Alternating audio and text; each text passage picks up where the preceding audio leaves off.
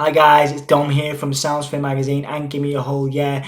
Just coming off a wicked interview with Nick Aldis, the NWA World Heavyweight Champion, talking about NWA's future, Carnyland, which is out now in the US, the future of the brand as a whole, his relationship with Billy Corgan, some of his challenges through his time in TNA, how Edge from WWE has been texting him to say congratulations on all of his success, a few personal things, a few personal sort of health tips and mental health tips. So it was just really, really cool to catch up with Nick, and I've got all the time in the world for him and all the respect in the world for him for his acumen and his ethics and his work ethic and his style as well. We talked a little bit about his style too and the importance of style and image in wrestling. So I thought that was really cool. So yeah, check it out. Don't forget to check out Soundsphere and check out Gimme A Hull Yeah. Subscribe, like, and all that stuff. And yeah, I've been Dom, and I will see you soon. Take it easy. Yeah, man. So you've like I say, you're keeping yourself busy with family stuff as well and that, but you're also writing a book during lockdown as well, which is good. 10 pounds of bold, which is exciting.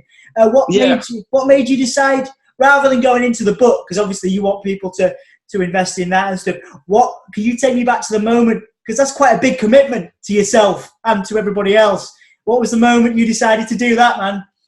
Well, I couldn't say for sure when in particular, other than the fact that I just found I sort of came to realize that I was answering the same questions sort of over and over again about take me through like how this whole thing came to be, and take me through like the first time Billy called you and and then what happened, because it's like different people have kind of jumped on at different stages in the growth of the brand, right? So like some people have got to know it from the 10 pounds of gold series and kind of kept up with it here and there, and then there were some people that after All In sort of started paying a bit more attention to the brand and what we were doing, and then people sort of after the Crockett Cup with Marty, so it's like there's these different stages where people kind of jumped on, and then obviously then when Power launched, it exploded our audience again, and then built we've always just sort of we've had like a core group, and then we would add a little bit to it, then we'd have a big sort of influx, then some of those would fall off and we'd be left with a slightly bigger core audience, and so on and so on. And I just I found, like I said, I found myself in a lot of interviews sort of recalling the circumstances and stuff, and then I thought it is quite an interesting couple of years, because I think a big part of it a lot of people didn't see was the sort of was the real sort of dirty work that me and David Lagana did at the very, very beginning. Like once we had the match, the show, that god awful CZW show where I won the title from Tim, it was like I came back to England. I went to Ireland, and then around the States, and defended the title a lot, of course, like everywhere, and took every booking, good, bad, like just because we just agreed that at that point the best thing to do was just to keep sort of feeding that idea of like the title was defended again. It was defended in this place, in this place, in this country, in this city, in this place, and some of the stuff we sort of dealt with in the early days, and just how we were sort of bootstrapping it. I mean, it was literally just me, Dave, a camera, and the belt, kind of going around trying to sort of make this, something. And then Dave would go and work his magic with it. And some of the time he was editing that stuff like while we were on the road so he could put it out, but it looks so slick and so well produced that people were kind of like, this is cool, this is different. Yeah. And it was just like, I just think it'd be interesting. And just some of the interactions we had, some of the people that at the beginning were kind of like some of the stuff people said to us, versus then what they said like a year later, or what they said publicly, like, oh yeah, no, it's so great what they've been doing, whereas like a year before they've been like, oh, what the fuck is this? It's stupid, So like just, I think for a lot of people, there's always been this sort of weird mystery of like what happened with me when I finished up with TNA and like why I didn't go to WWE and, what was I doing in that sort of time in between? So I just thought, okay, I'm going to cover it all in detail, and just because I think it all sets up. I think one of the main things I'm trying to get across with it is that this business is so based on circumstance and there are a lot of very, very talented people out there who never reach the sort of level that they deserve to reach, simply because of like one person, or because of certain timing or certain circumstances, or like, the sort of, over-engineered sort of corporate agendas and all sorts of different stuff where, and ultimately it's kind of like, it's more of a tale, like making your story, rather than trying to sort of fit into someone else's story. Yeah, absolutely.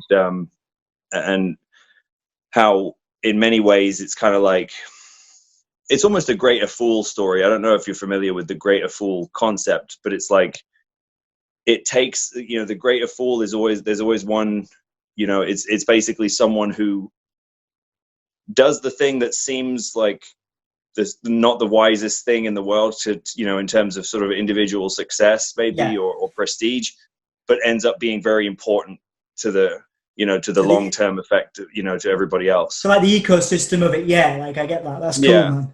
Like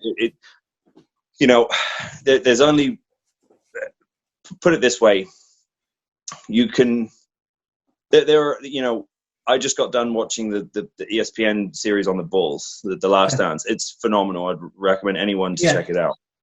And watching that, what you get to learn about Michael Jordan is that like he just decided that like he was going to be the best guy. He was going to work harder. He was going to be better, and he was going to force his will onto everyone around him and drag everyone up with him.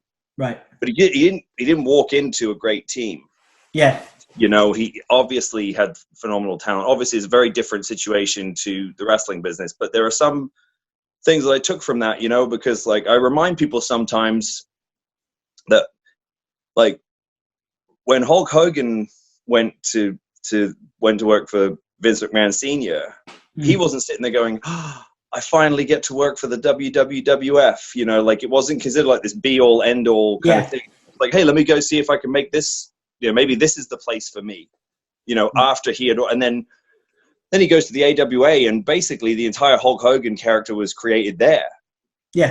Then he comes back and then Vince Jr. is the one who then sort of, and it's just timing, but I would remind people like the WWF that existed post Hogan did not exist to Hulk Hogan when he was in the business. So he wasn't sitting there going like, oh, if I could just get to WWF, like that's my be all end all. That's my ultimate goal, is just to go to WWF. No, his goal was just to be a big time pro wrestler and draw money. Yeah. Yeah. And, and for whatever people want to say about like Cody or the Bucks or whoever else, it's like they decided they could have very easily gone, okay, yeah, we'll sign with WWE. And we'll go join the machine, and we'll get our money and the thing rolls on. But they've for like I said, for better or for worse, they've created something else. Yes. And things always, and that's what we wanted to do, is just to create, a new world for fans. Yeah. We're not trying to take anybody down. We're not trying to throw shade at anybody. Yeah. We're not trying to say like when we talk about how like none of our shit's scripted, we're not throwing shade at WWE because all their shit's scripted. Yeah. Like everyone knows their shit's scripted. Yeah. We're just saying like, if you don't like that, maybe try us. It's the same way that if you don't like chick flicks, watch an action film. Yeah. Yeah. So yeah, and for me, it's like I concluded a few years ago now, I sort of came to realize that I was more interested in becoming the person that I envisioned myself to be, rather than becoming a WWE guy just for the sake of being a WWE guy.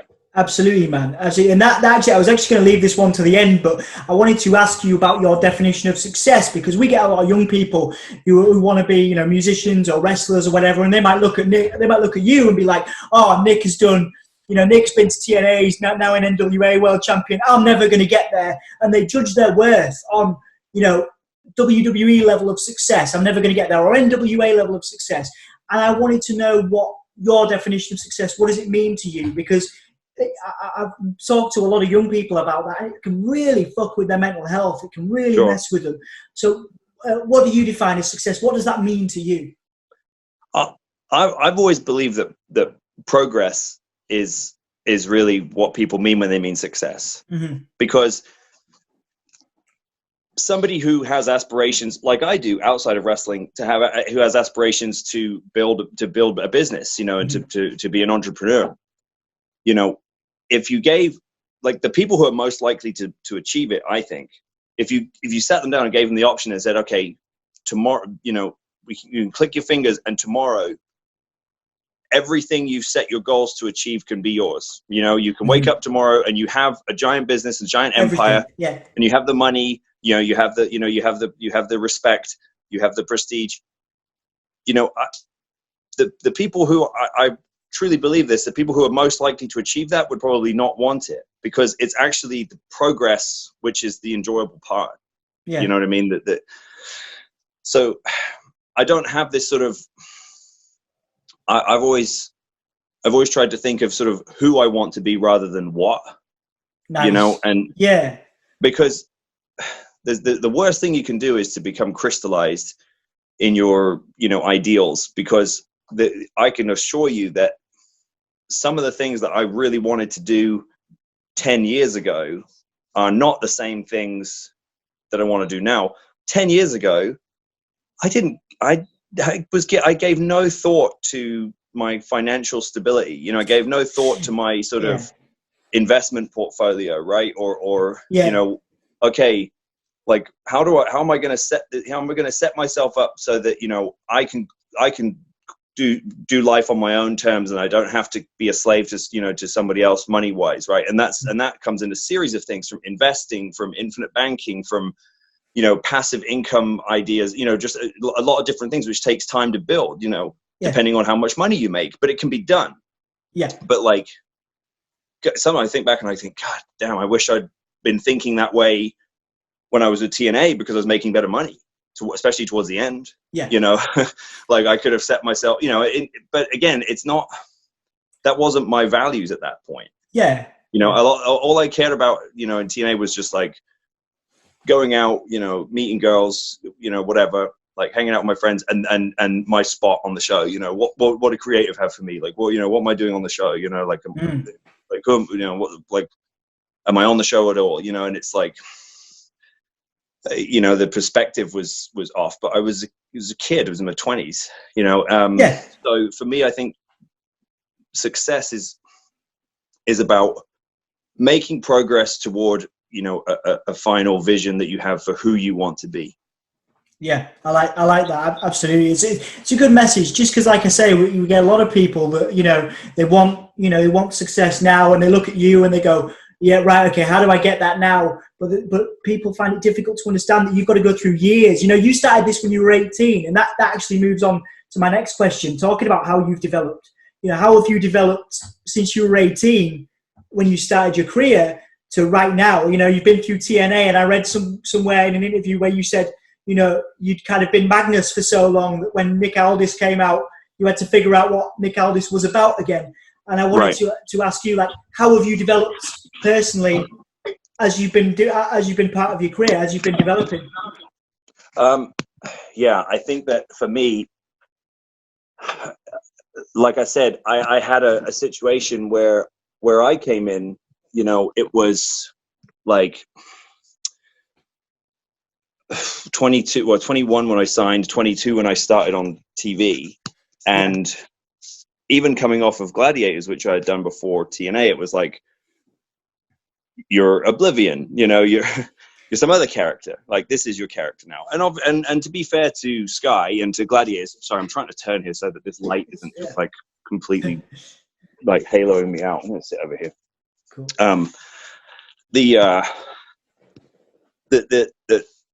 It was like they allowed me to sort of make it my own.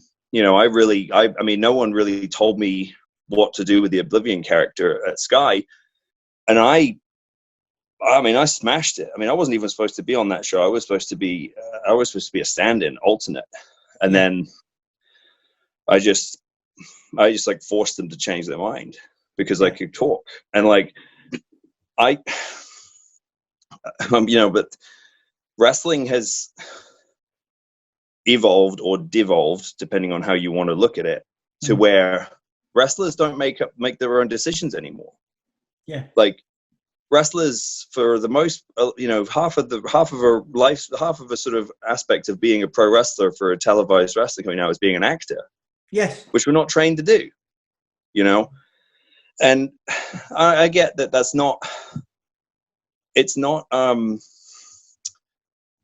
not always the wrong thing, you know. It's like it's not always there is no perfect system, you know. I think that's the most frustrating thing about it, is that everyone seems to be trying to sort of devise this perfect formula for how to achieve success in an art, you know, in a completely subjective art. And so I personally was never going to resonate with an audience doing something that was someone else, you know, that someone else had written, you know, being someone else. Yeah. You know, and so Brutus Magnus, you know, this, like, who they clearly they had never actually seen what I did on Gladiators, because had they seen it, they would have realized that the main reason I succeeded on that show was by being the exact opposite of like a typical stoic, like, gladiator type. Yeah. Because that's what all the other guys are doing. And I looked at that and went, everyone else is doing that, I'm going to do this. Like, I'm going to be Ric Flair up in here. You know what I mean? Yeah, like, absolutely. Right. And like, because everyone else was trying to be like, you know, or like, you know, well, first of all, everyone wanted to be a babyface on that show. Like, I'll never forget when the producers came in and sat everyone down and they said, okay, guys, we know that this is something that, you know, you're not going to want to hear, but somebody has to be a bad guy on this show. Right. And it was like they were saying that, like, somebody has to have HIV. Like, I mean, the guys were looking around like, I don't want, and I was like, yeah, I'll be the bad guy. Like, I thought they were, with the way they teed it up, I thought everyone would be like, me, like, I want to do it, you know. And nobody wanted to do it. They all went, oh no. And I just went like, yeah, like 100%. And they were just like, really? And I went, yeah. And I looked at everyone. I never forget this. One of the guys on the show called Sam, he was Atlas on the show. When the guys, he looked at me and he goes, Nick, are you sure you want to do this? And I just went, ask me again when the show starts. I said, trust me. I said, next season, there'll be a whole lot of people want to be a bad guy. And sure enough, you know, come the next season, suddenly everyone's kind of, oh, I'm going to do this, that. And it was like too late. Like, yeah, you'd already hit that. You'd already got there. Yeah. And so for me, it was like, I was 21 then. It was just completely going off instinct, but with enough education from the wrestling business to understand the basic skills needed, you know. But then my first 2 or 3 years in TNA, I was not allowed, I wasn't allowed to make a decision on anything.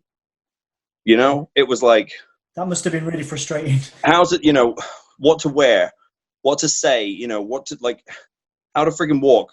Like, and even when they put me with Doug in a tag team, it gave me a bit of freedom to sort of, to find myself a little bit in the ring, but it was still just like, well, Doug calls the match, you do whatever. And it was like, if even the agents, you know, like Al Snow and D'Lo and stuff, like, if I had a good idea for a spot or for something, or finish or something in a match, I would say it to Doug, and I would have Doug go tell it to him, because I said, if I go tell them, they're just gonna say no. If I go suggest it, they're just gonna go, no. You know, I'll come up with something better. You know what I mean? Just because they were just convinced that they had to know better than me. You know, right. And it's like, I don't give a shit whose idea something is. Yeah. You know, I just want to, like, me and Lagana were having this discussion when we were talking about this new Carnyland show, which is like, we're just trying something different, because who wants to watch wrestling in an empty building? You know, it's just, it's, I don't get, it's just painful to watch, you know? And we just said, there's no democracy here in terms of, like what makes it on the show. It's just if it's good or not. Like, we're not going to put every single person's idea on the show just because it's their idea. But at the same time, we're also not going to, you know, just turn down. If someone comes up with 8 good ideas and they're all really good, we'll put all 8 of them on. You know, there isn't this thing of like, oh, well, you know, I don't want to look bad, you know. And in wrestling, there's such an obsession with who gets the credit for everything, which never used to exist. And honestly, I think that more than anything has what's led to this sort of completely different type of discourse that exists now with the industry and the fans, is that there's this overwhelming need to know whose idea everything was, you know, and who came up with it and like why, and, you know, who wrote it or who booked it or who did, you know. And it's just like, didn't you like it better when you didn't know?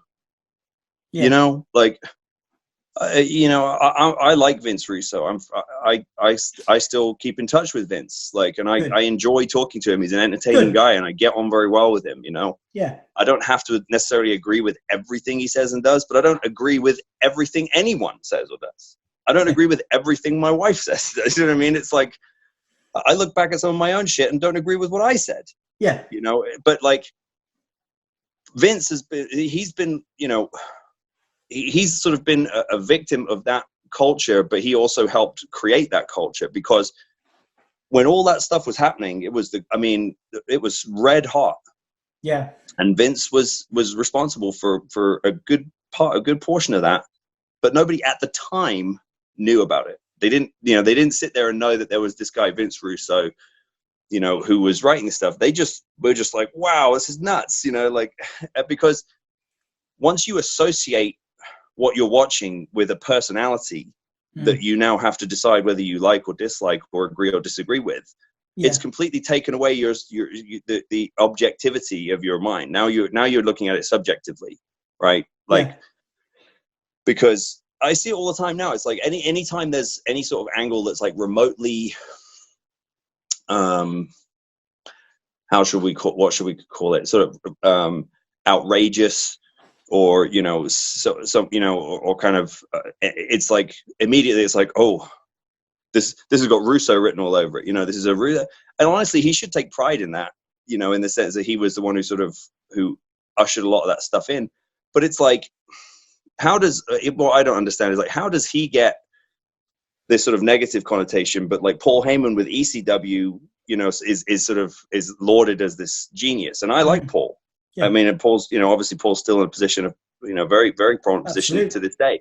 But it's just interesting to me how, like, and I don't think that comes down to anything more than personalities, you know, because people are judging the work based on the personality of the person who wrote it and was responsible for it, right? Everything in the post-reality show era is a fucking popularity contest, you know, because it's like now everyone has to decide whether they like or don't like someone.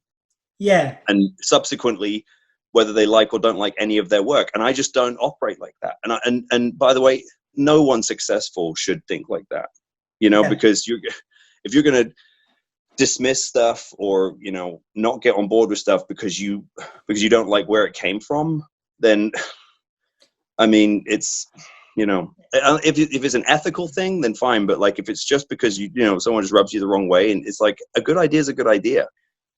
Yeah, absolutely. I think that's interesting, just to pick up on something you said earlier, not necessarily picking on D'Lo and Al for their treatment, but do you think that's what happened there? There was just a perception of you that they created in their head, because you obviously had great ideas, and this is what is really interesting, you know, and we'll talk about that in a bit. But was it that perception of you that kind of, right? Okay. It was. And so look, when I came into TNA, a lot of the people there didn't even know that I was a wrestler. They thought I was a guy from a TV show that Dixie had fallen in love with and wanted to put on TV. So now, of course, they're all like, oh, fuck this guy. And, you know, Doug helped change a lot of that, because Doug had been one of the first guys in Britain to really speak up for me when nobody had heard of me. So in a weird sort of full circle moment, he was able to get a job with TNA to be my tag team partner because they wanted something from me, so it's like, and he had no ego about that. There was no part of him that came in and was just like, I can't believe, like, he never, never held that over, and like a lot of guys' egos would have really found that difficult to swallow, that like this kid who doesn't know his arsehole from his elbow, has a contract, and that's how I get a job to be his tag, you know what I mean? But it was like, he just immediately said, hey, because again, by that point in his life, he's in his 30s. He's got a better perspective on things. And he goes, hey, shit happens in this business. And it's like, there's circumstances are just the way they are. That's all you can do, is make the best of the circumstances. You play the hand you got dealt. And he helped change a lot of that perception, because he then would make an effort to really, visibly consult with me on stuff, so that everyone could see that, like, we were, he didn't go like, all right, we're going to do this, we're going to do that, blah, blah, blah, but a lot of the people we worked with would be just talk to Doug, what I mean? They would just be like, Doug, what should we do? I think we should do this and do that, so, and the egos in wrestling are obviously, peanut butter and jelly, but it's like it's the guys who are able to put it to the side and not work with an agenda. But, I don't like, I like D'Lo and Al. I don't want people to think I dislike them. I just, I would tear my hair out back then, because, it was, and look, they're just trying to survive. Yeah. Everything comes down to guys trying to survive, because in their mind, everything comes with an agenda. Like, I never forget, I had the world title in TNA. I worked through all that, worked all the way through, worked every spot on the card, worked my way up to the top of the card, became the top guy, became the world champion. And within 4 weeks, it was like, because I didn't, toe the line for John Gaburik the way that he thought that I should, and because I got a concussion, a really severe concussion in the match where I won the title, it was like he completely changed his perception. He changed his tune on me, right? And just did a 180 on me, and you could just tell that he was just like, and he was going to do everything he could to basically devalue me, so that then he could justify taking the title off me and just fucking me off, and I would never be in that top spot again. And like, you could feel everyone in the company knew this.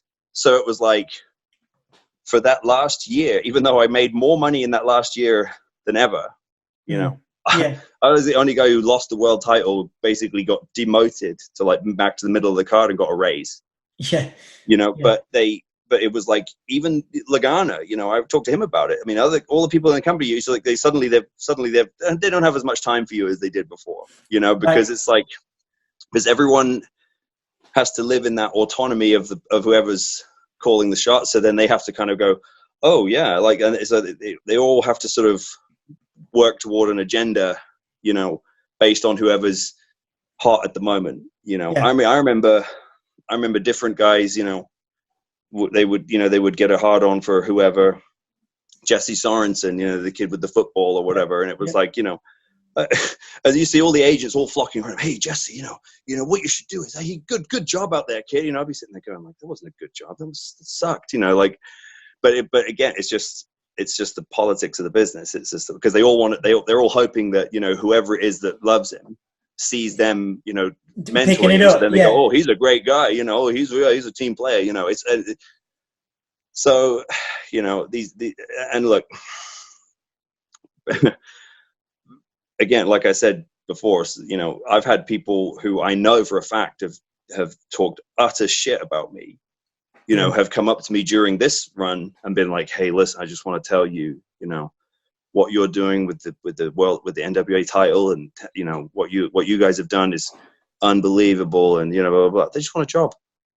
Yeah. They just want a job. Like, it's a shame. Me and Lagana always joke. We know who's looking for a job versus who's like genuine, being genuine about what they're saying. because the ones who are looking for a job always just go, oh yeah, no, I love what you guys are doing, like old school wrestling. It's like you have not watched the show at all. You have no clue what you're looking at. But there is nothing old school about what we do other than the set, which is which is a nostalgia. retro. You know what I mean? Yeah, it's nostalgia. Other than the fact that we have old school principles in the sense that we let guys who can talk go out and talk. Yeah. You know, and we have matches with psychology, and we have, like, you know, we tried to make wrestling believable. Yeah. Like, there's nothing old school about what we do. We don't work a headlock for 5 minutes. Yeah. You know, we don't cut those old school kind of promos where we're sort of, hey, listen here, brother. You know, we don't. There's, you know, other than the aesthetic and the graphic, there's nothing old school. So, but the people who have watched it, you can tell because they go, man, Tim Storm, you know, oh my God, I've never heard of him, and now I love the guy, you know, or like, you know, I mean, we've had serious players in the business, like Edge texts me, you know, has texted me a lot about like what I've been doing, and like Tim, and you know, he loves it, you know, and he's amazing. Like, right, think for me, like, you know, I was like a teenager when Edge was, you know, was really becoming like a top guy, and now he's like exchanging, you know, we're having like these text conversations about like our creative, you know, ideas, and sort of, you know, he's like telling me about like how he formed his newest version of his character and stuff, because he respects what I've been able to do, and like that's awesome. I mean, a massive thing, you know, to think that, you know, to have the respect of somebody like that, because again, he has no agenda. Obviously, he don't want a job, you know, he don't need one, but he's like, he goes out of his way to, you know, to text me, man, you know, great shit. Like, I've just been watching your stuff. I love it. It's so great. Like, oh my God, this, you know, the thing with you and Marty, or the thing with you and Tim, like, it just, you know, goosebumps, like, blah, blah, blah. Yeah. Like, that's the kind of stuff that keeps me going. Absolutely, man. Absolutely. I mean, I've got a couple more questions for you, but I wanted to ask, because it just sounds like you're really happy now. So pretty straightforward. Are you happy right now in this position you're in? Yeah, I mean, I would be lying if I said that, you know, I wasn't feeling like a little bit insecure about the situation. Of course. You know, because, you know, we exist on the whim of Billy Corgan, mm-hmm. you know, and Billy understood that this investment was going to be, you know, quite a long one. And it wasn't likely to show a return on investment for quite some time, but he also can't just piss his money away. Mm-hmm. So, you know, the real struggle is building and cultivating an audience and being able to keep up with the expectation that then gets put on it. Because once you have a bit of success, the expectation just rises so quickly. You know, it's like, when are you guys going to have TV? When are you guys going to do pay-per-views? When are you guys going to do arenas? You know, when it's like, whoa, you know, like, yeah, it you know, we've existed for like less than 3 years, you know. Absolutely. And like we really pretty much started from nothing. I mean, other than the belt, which still had some credibility, you know, we from as a visual representation of the past, still has some credibility. The name and the logo, which again, to a very small, you know, had something, and Tim Storm, which we lucked out with, you know, which we just happened to get lucky because he just fit the style of presentation we were going for so well. Mm-hmm. The rest of it was what, you know. So we had to come up with everything from scratch, and you know, our process was like, I didn't take a paycheck from Billy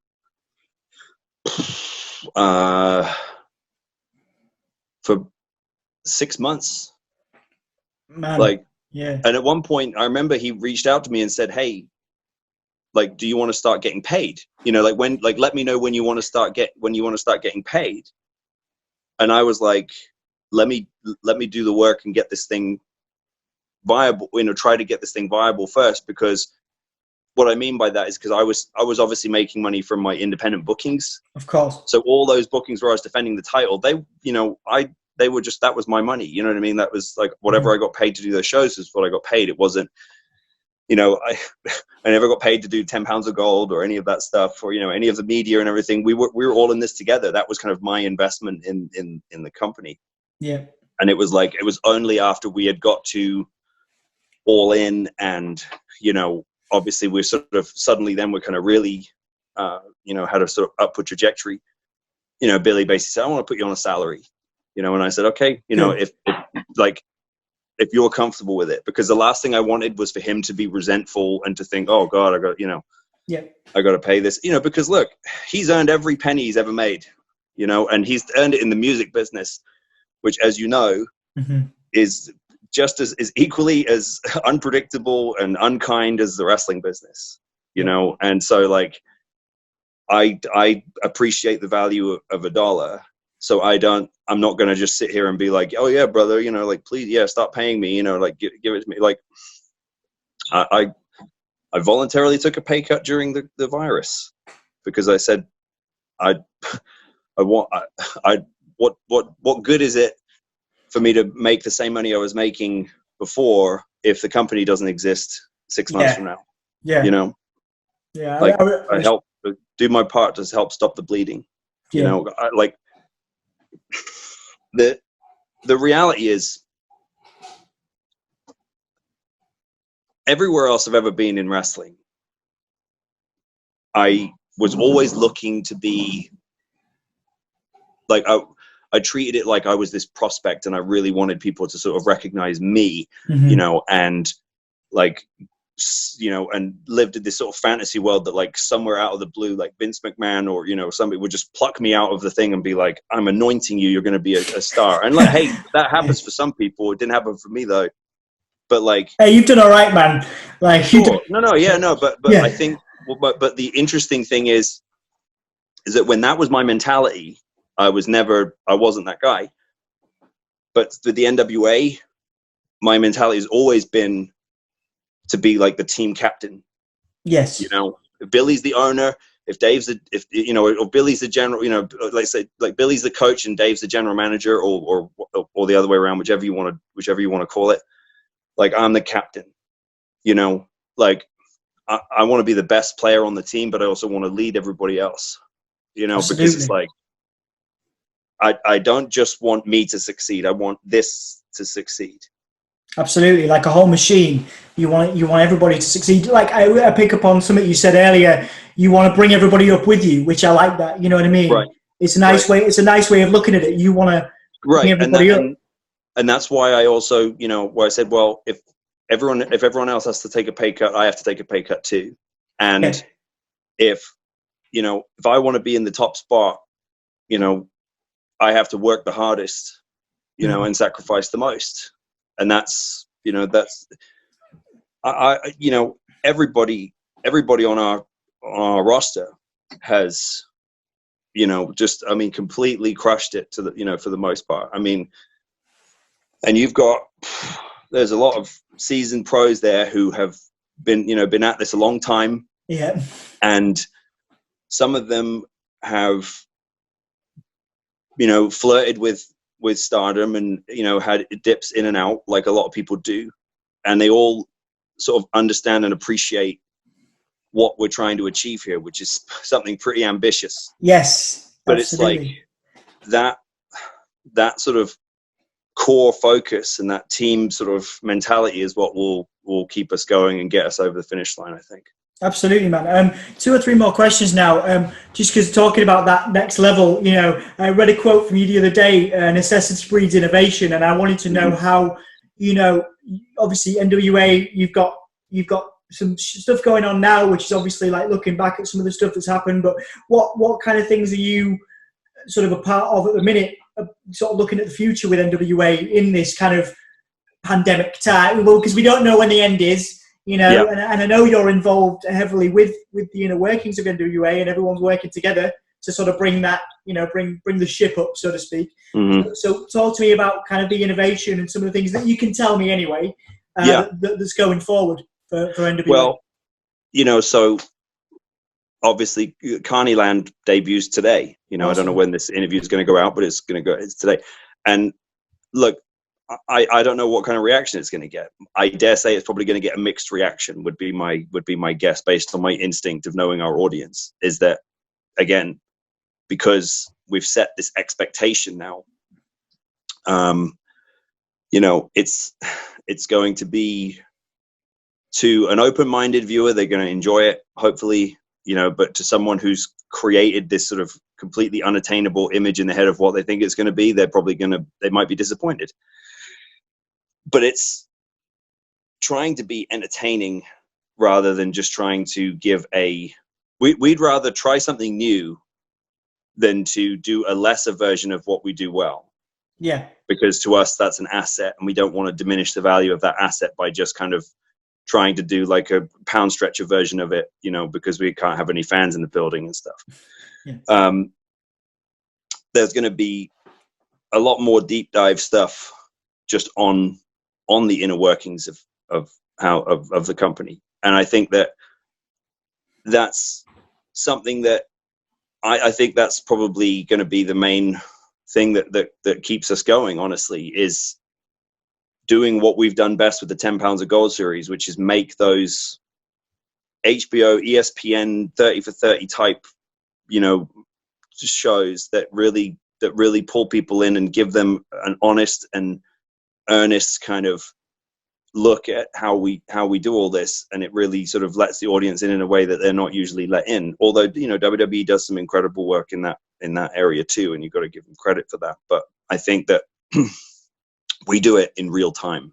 I think that's the main difference, is that a lot of the time what we're doing is what's happening right now. It's not, you know, it's not kind of covering what happened, you know, 10 years ago or 20 years ago. But again, if you look at WWE with like the Edge thing they just put out and the Undertaker thing, it's like now they're kind of stepping up, and, you know, they're starting to do more stuff that's much more current, you know. But David is brilliant at that, you know, and so I that's going to be where I want to focus most of our attention.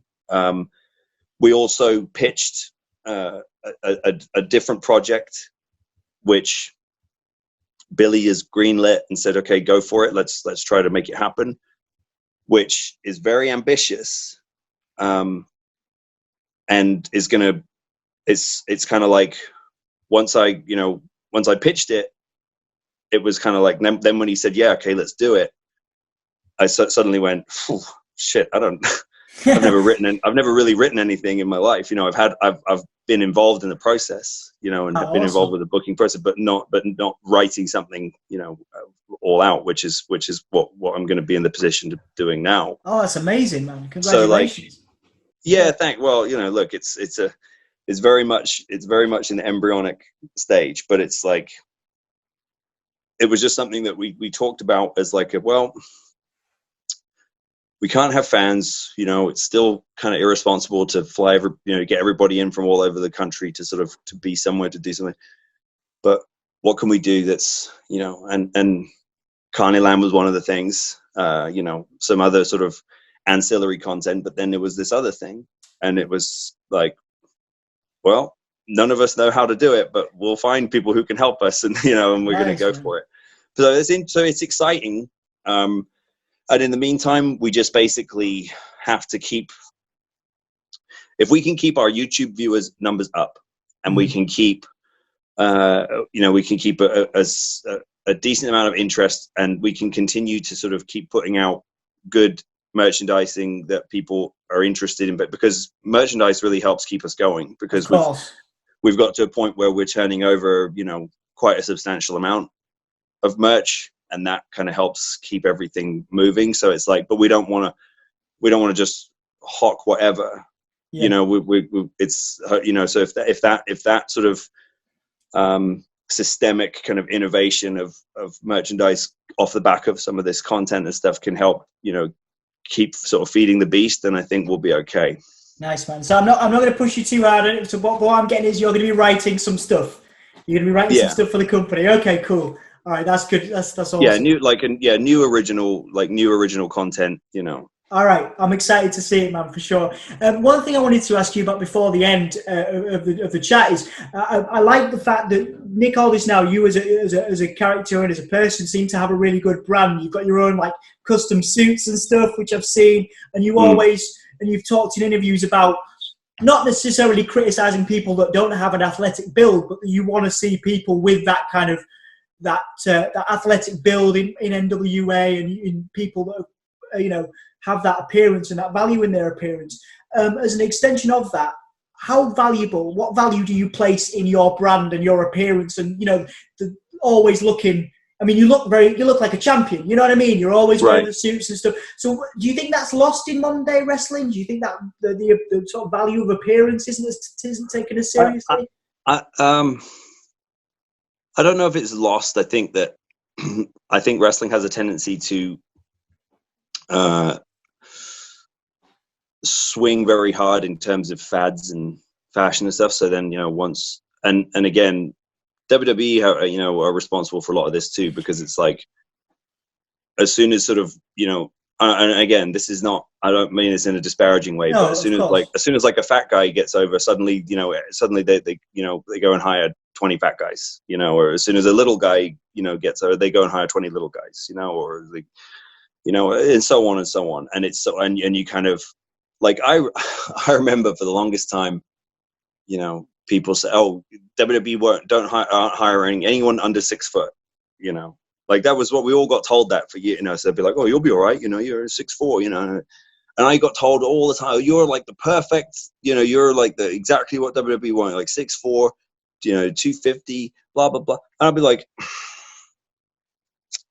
and for the longest time, that worked against me, because not only did WWE already have a lot of guys like that, but they also, but then it's also like the rest of the industry is trying to sort of rebel against that. So then I got, through no fault of my own, got like all this kind of residual heat of like being like, "Oh, that was a typical, it was a typical body looking guy," and I was like, it used to drive me crazy, because you used to get a lot of guys would do this. They would cut all these promos, "Oh, I'm not 6'4", I'm not 240, and blah, blah, blah." I'd be like, well, that's like me going out there and saying like, I can't do a 630. You know what I mean?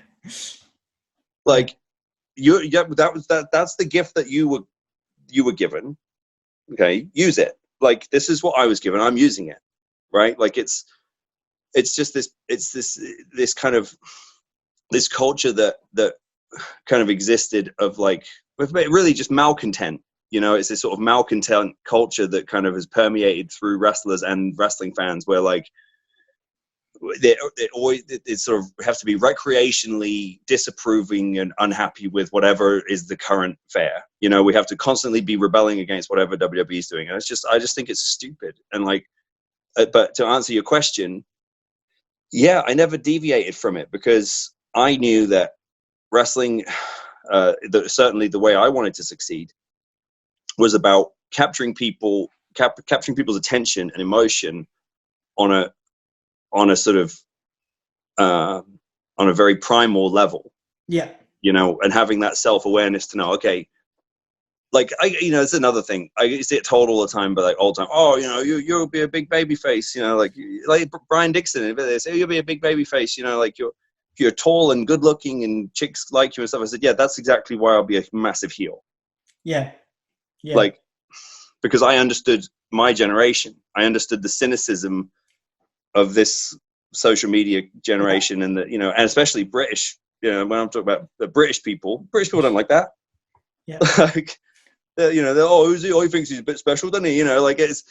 I said, I used to plead with Dixon, like, "Let me be a villain, let me be a heel," and he'd be like, "No, you're tall and good looking and blah blah blah." Yeah, exactly. Like, everyone hates me, like nobody like, and so, and it's like, I just I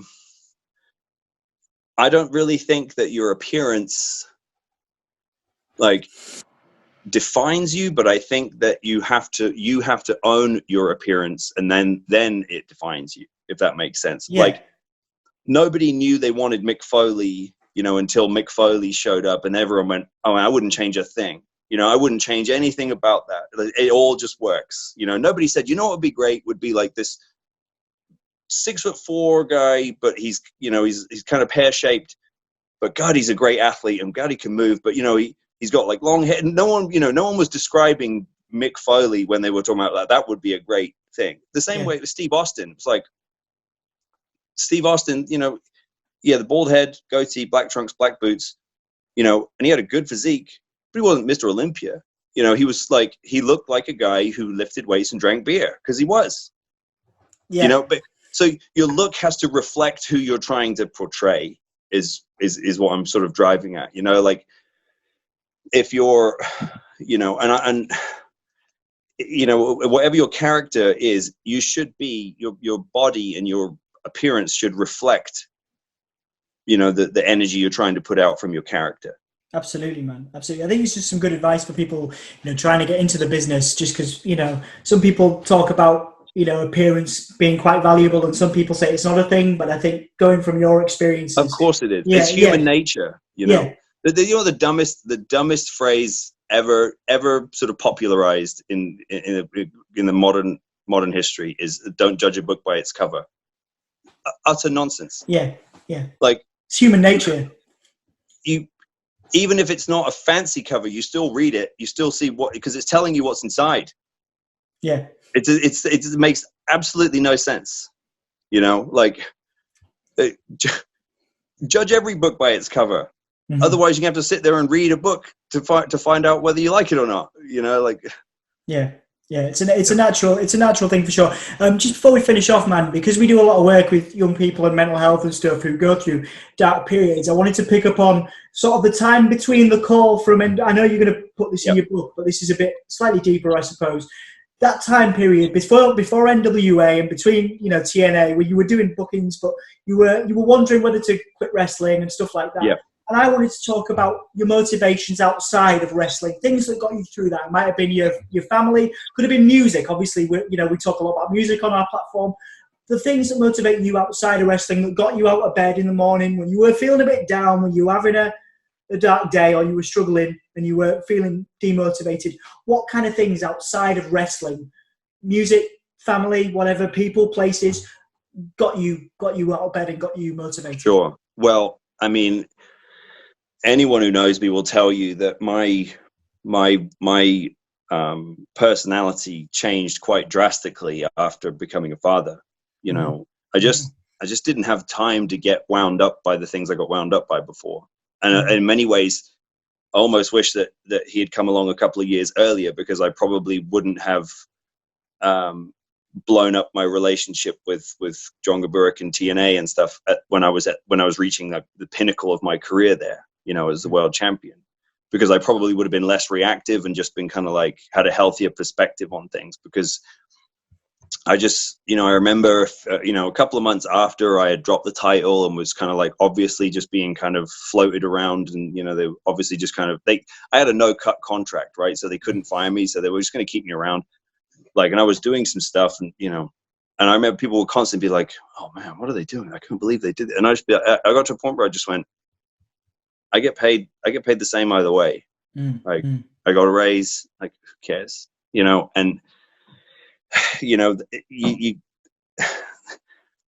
wrestling will have you believe that you have to be like, oh, I have so much passion for this business. I love it so much. I would do it for free. No, you shouldn't do it for free. Yeah. You should. The reality, like most things in our incredibly polarized kind of current level of discourse, the truth is somewhere in the middle. The facts are usually somewhere in the center, and it's ideal, you know, is to have somewhere. Yes, you want to have very high opinion of yourself. You want to have aspirations to reach to reach your full potential, to reach the pinnacle of whatever you're doing. But at the same time, it's always important to maintain a healthy perspective on why you're doing it, which is to make a living. Yeah. So, but to answer your question, as far as what helped me, bodybuilding and training, you know, working out, it's, I find that I'm my most disagreeable and antsy and unpleasant when I if I haven't trained, Mhm. if I've had a less than optimum day of eating, or whatever, just because that's something that I have sort of made part of my life. But I don't get me wrong, some days, my workouts are better than others. But for me, for the most part, it's a hobby. I enjoy doing it. It's because it's like I can set little challenges for myself. Like, I wonder if I can get my arms a little bigger. I wonder if I can get an inch off my waist. I wonder if I can put an inch on my calves. Like, it's an exercise for as far as mental health is just, I mean, I'm working with about half a dozen people right now who have purchased a 90-day plan through my website. You can go to nickaldis.com and I'll do a custom made 90-day plan. There's one guy, he emailed me. He actually emailed me today to let me know that he has already dropped almost 20 pounds in 2 weeks, which is a staggering amount of weight to have lost. That's amazing. That is amazing. Yeah. But we're talking about a guy over 300 pounds. So when, in terms of a percentage, it's like, okay, yeah, it's great. Still great progress though. Unbelievable. But when I was talking to him at the beginning, he said, I've just let things get on top of me and let things get me down. And I said, I completely understand that, because it's, Les Brown is a guy that I really admire and follow. I listen to a lot of his stuff. He's a motivational speaker and author and stuff. But one of his things he says is, if you always do what's easy, then life will be hard. But if you do what is hard, then your life will become easier. And that's so true, because when things go wrong, which you're always going to, you can't change it. You can't alter that. There's a tendency for a lot of folks, and I've been there, to just sort of give up on everything. Like, oh, it's just easier just to sit around and do nothing. Is it easier to just eat this? It's easier to just order takeout. It's easier to, but it's not going to give you what you need, which is the sense of purpose and the sense of fulfillment. Set some goals and make some progress in them. And I promise you, your entire life will benefit just from the idea that you've said, I've made some fucking progress in something. Yeah. Whether it's like, okay, I'm going to, it doesn't even have to be anything major. It doesn't have to be like, I'm going to start a business. I'm going to write a book. I'm going to, it can be anything. Hey, I've always wondered how to make something, or, you know what I mean? I'm going to, the greatest thing about, we live in the greatest time in terms of information in human history. We couldn't have it any easier as far as information. Yeah. We go, hey Google or Siri or Alexa, how do I make a shepherd's pie, or whatever? And it's like, I've never been able to do that before. Now I can't, whatever. Right. But it's just like being able to make progress in something that, that then sort of helps define you as a person. That's going to get you over the hump, quicker than anything. And for me, it was like, I had put way too much value in simply who I was as a professional wrestler. And then just, and instead of going, okay, I need to dial it back a little and place a little more value in some other things and try to keep a bit more balance. I was like, oh, I'll just give up wrestling altogether, Yeah. Which is nuts, because it was the only thing I dedicated my 10,000 hours to, so it's like, no, that's, but it's, and that speaks to my mentality, sort of all or nothing type of mentality, which again, you have to have a little of that, right? You want to go for it all. But at the same time, it's like, okay, you didn't get it the first time, so now you're just going to quit. Like, no, it's, is that the classic adage of, Edison tried to make a light bulb, 100 and something times, right? Or 1,000 times, whatever it was, and he said, I didn't fail. I just learned a bunch of different ways how to not do it. Yeah, absolutely. You fail your way to success, is the.